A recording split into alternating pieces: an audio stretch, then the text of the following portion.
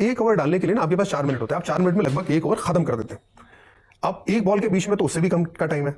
अब ये जो दूसरी विकेट निकाली, मैं रनअप में वापस आ रहा हूँ, मेरे जहन में सारी चीजें आ गई है कि 2 विकेट लिए, हैट्रिक पे हूँ मैं, पहले हुआ नहीं है, अभी होगा नहीं होगा पता नहीं। मैं 2 बार हैट्रिक ले चुका था इससे पहले, अंडर 15 एशिया कप में और under 15 world cup plate championship में, वो श्रीलंका के सामने था। पहली हैट्रिक थाईलैंड के सामने थी, बच्चों का जो अंडर 15 होता है ना, तो थाईलैंड ने नया नया क्रिकेट सीखा था, तो उसके बारे में कभी बात वैसे जिक्र नहीं हुआ।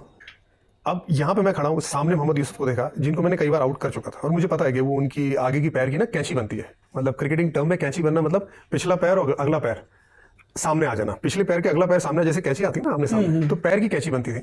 उस वजह से मेरी जो गेंदबाजी थी उनको थोड़ी मुश्किल में डालती थी, मेरी बॉल अंदर आती थी और वो हमेशा आउट होती थी। जबकि वो ऐसे वक्त पे थे जब एक साल में 1,500 रन भी उन्होंने बनाए, उस तरीके के वो बल्लेबाज थे। लेकिन मेरे सामने आके थोड़ा उनके जो पैर की जो तकलीफ थी वो सामने आ जाती थी।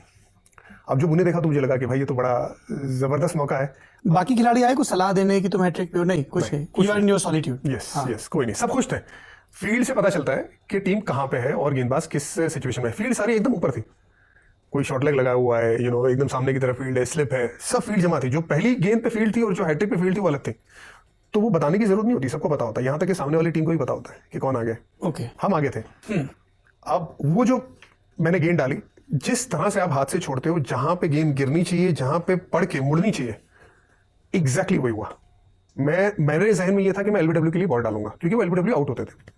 लेकिन वो गेंद पड़ के इतनी लहराई पिच पे गिर के, वो मोहम्मद यूसुफ को भी पता नहीं चला। तो इसी वजह से वो बैट और पैड के बीच में बड़ा गैप हो गया और बोल्ड हो गए, तो फिर वो हैट्रिक हुआ वैसा। सो वो मतलब अगर आप देखेंगे वो जिस तरह से गेंद लहराई है, जिस तरह से हाथ से छूटी है, जिस तरह से स्विंग हुआ है, आई थिंक किसी भी गेंदबाज के लिए एक ड्रीम होता है इस तरह से बल्लेबाज को आउट करने के लिए। वो पर्टिकुलर 3 विकेट पे वैसा था।